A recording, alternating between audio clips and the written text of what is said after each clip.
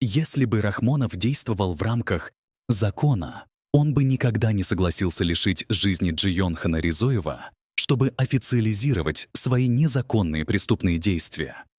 Если бы Рахмонов был законопослушным человеком, он бы не организовал незаконный народный фронт за пределами этой страны, будучи рабом бандитов, чтобы получить власть и контроль.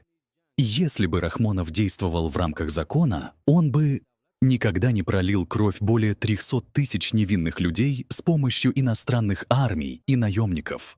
Он бы не вел горячую войну против своего народа 5 лет и холодную войну 20 лет, как Хафез Асад и его сын-убийца, беглый Башор Эмамали, как и другие его коллеги, случайно пришедшие к власти, будут сражаться насмерть вместе со своим народом за выживание своего поколения. Режим Рахмонова до сих пор считал таджикский народ, на который они делали ставку, врагом и не готов воевать с ним. Если бы Рахмон